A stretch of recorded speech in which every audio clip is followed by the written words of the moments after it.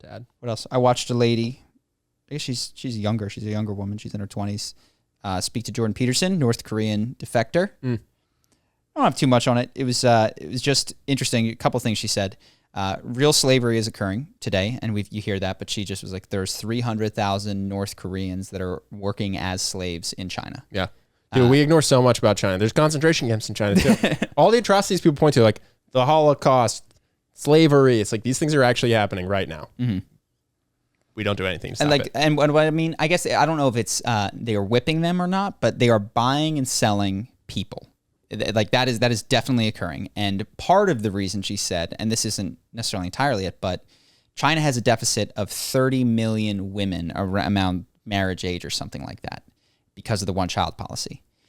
And so 300,000, and most of them women, come in. It's like you just buy a wife, and she has to be your wife, and she doesn't speak the language, and you can completely control her life, and she's got no recourse. She can't go anywhere, do anything. She's in China, back to North Korea or through Siberia. There's just nothing for her.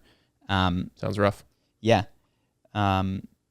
It's interesting. I mean, her life already in her 20s is just ridiculous. She managed to.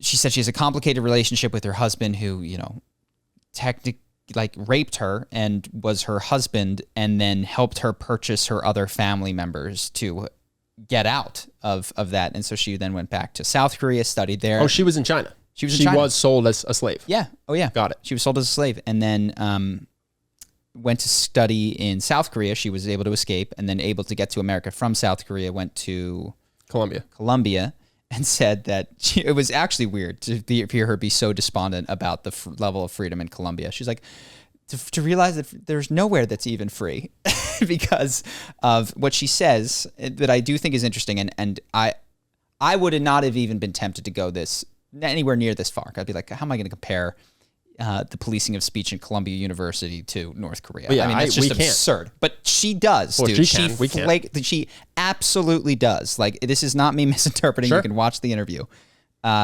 She says that the way that people in North Korea self-censor is very much like the way that the self-censorship that is occurring at Columbia University in terms of what you can say. And now I will go out and say that clearly the penalties are not the same, right. The penalty, but I think she makes the point, I don't know if it's her or Jordan, that makes the point that it's difficult because it starts primarily as economic and community sanctions. Like, you can't say that you're not part of this community if you say that, or you will suffer some sort of financial drawback. Like, you're not going to jail. There's no legal apparatus.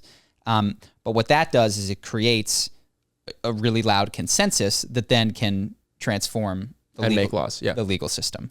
And that's, of course, difficult because that is occurring all the time. We all around us have rules about what people can't say. You can't come into my house or go outside and call anyone a fucking ass piece of shit douchebag, right? Like, you technically can do that, but you will be kicked out of the group and people will not do business with you. So there's always these things that people are not allowed to say. You just give Justin so much to bleep. Yeah. Bleep every single word, Justin. Well, the question that I had in watching that is, like, how do you deal with social prohibitions of speech? Because clearly they exist, and I don't want to abdicate my ability to say, you know what, you can say that in my face, in my home. Like, how do you deal with those?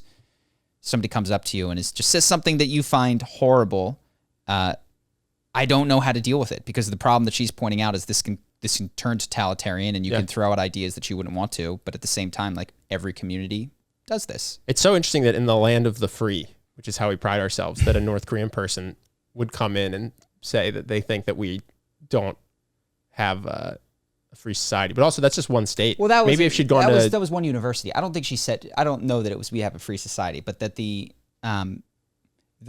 had to believe these things, these sacrosanct ideas. She should have gone to a university in the South. I think universities are gone. You think so? Yeah. I mean, I'm pretty sure. Huh. I think that was the first institution. I'd be curious if anyone wants to write in who's gone to college in the last so I know that one 2 of the years or still is in college. Let us know if you felt like there was a lot of social pressure to censor yourself. Yeah, and for some of you, it might not have been you might have been right along with it. Oh yeah, I'm just curious. I just want to hear from people. So what I heard from Brett Weinstein is that the University of Chicago, which has a history of like Milton Friedman, they're like really free market. And to the degree that a lot of the books that I read about it, I haven't heard both sides of it, but the ones that I have are extremely critical because they exported Chicago School of Economics to all these Latin American countries. And according to the books that I read, just destroyed these countries. So they're like super hands-off free market capitalism, like let the US come in and we're going to tell you how to do things and our corporations will buy up all your stuff and it'll be great for everybody. Even that School of Economics is now woke, basically, and has all these woke rules. And that's like the bastion of neoliberal thought, which is quite opposed, I think, to that. So just one anecdote.